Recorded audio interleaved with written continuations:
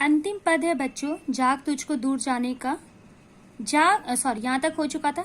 अंतिम पद है, ये पद निशान लगा लीजिएगा। ये पूरे पद आपको व्याख्या में मैंने दिया है। देखिए, कह न ठंडी सांस में अब भूल व जलती कहानी। जलती कहानी मतलब कष्टपूर्ण बातें, दुख की बातें। आग हो उर, उर का अर्थ होता है हृदय में। तभी दृग, दृग का अर्थ होता है नेत्र में। सजेगा आज पानी, हार भी तेरी बनेगी माननीय जय की पताका। राख क्षणिक पतंग की है अमर दीपक की निशानी। है तुझे अंगार शैश्या मतलब तकलीफ भरी परिस्थिति, पर मृदुल कलियां बिछाना, जाग तुझको दूर जाना। ठीक है, ध्यान दीजिए, इसमें भी कवियत्री इस पद में भी साधना का मार्ग कष्टों, कहती हैं कि जो साधना का मार्ग है वो कष्टों से भरा हुआ है। ठीक है, तुझको अभी इन कष्टों का वर्णन कर हताश नहीं होना चाहिए। कह न ठंडी सांस में अब भूल व जलती कहानी मतलब साधना का जो मार्ग है वो कष्टपूर्ण से भरा हुआ है, दुखों से भरा हुआ है, लेकिन तुमको इस दुख भरी कहानी को सोचकर अपने को निराश नहीं करना चाहिए, हार नहीं मानना चाहिए। आग हो उर में तभी दृग में सजेगा आज पानी। ठीक है, आंखों में से बहने वाला आंसुओं की महिमा भी तभी होती है जब मन में कुछ पराजय भी अंत में जय की पताका बनती है, अर्थात साधना के मार्ग में।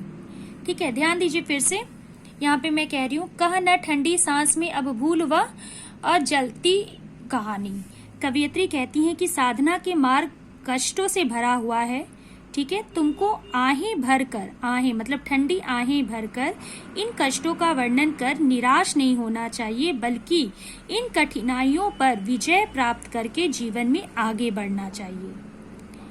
आग हो उर के तभी दृग में सजेगा आज पानी। ठीक है, दृग मतलब नेत्र। आंखों से बहने वाले आंसुओं की भी महिमा तभी होती है जब मन में कुछ करने की इच्छा हो। ठीक है, साधना पर चलते हुए मिली पराजय भी अंत में जय की पताका बन जाती है। हार भी तभी तेरी बनेगी माननीय जय की पताका। अगर इस परिस्थिति में भी आप हार जाएंगे तो आप हार कर भी आपको जीत के समान विजय प्राप्त होगा। राख क्षणिक पतंग की है अमर दीपक की निशानी। ठीक है, जैसे पतंगा जलकर, पतंग जो होता है जलकर अमर कहानी बन जाती है, तुझको अंगारों की शैया के समान कष्टकारक साधना। देखिए, है तुझे अंगार शैया, तुझे अंगार शैया पर मृदुल कलियां बिछाना।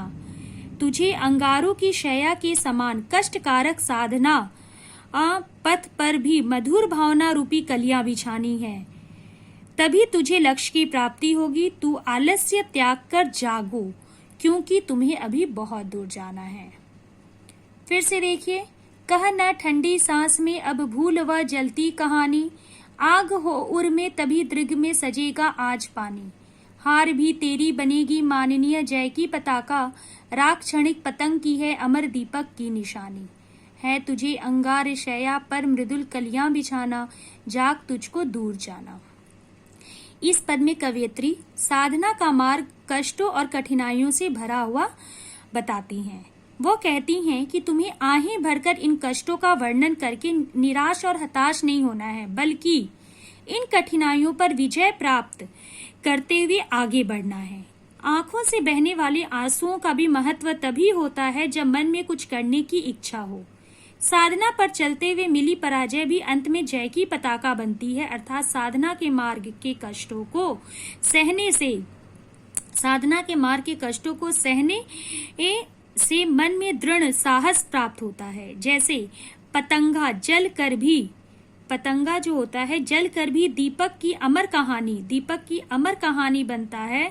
तुझको अंगारों की शैया के समान भावना रूपी, अंगारों की शैया के समान कष्टकारक साधना पथ पर भी मधुर भावना रूपी कलियां बिछानी है, तभी तुझे लक्ष्य की प्राप्ति होगी। तू आलस्य त्याग कर जा, क्योंकि तुझे अभी बहुत दूर जाना है। ठीक है बच्चों, इन चारों पदों की व्याख्या अब मैं नोटबुक में लिखकर आपको पिक्चर अपलोड कर दूंगी। सबसे पहले आप अपनी नोटबुक में हेडिंग लिखेंगे जाग तुझको दूर जाना। फिर पहले पद का जैसे मैंने नोटबुक में लिखा है वैसे उसकी व्याख्या आप 1 2 3 4 लिखेंगे। पहला पद की व्याख्या, दूसरे पद, तीसरे पद, चौथे पद। फिर इससे संबंधित जो मैं प्रश्न आपको उत्तर दे रही हूँ फिर आप वो लिखेंगे। अगले वीडियो में प्रश्न उत्तर हम करेंगे। धन्यवाद।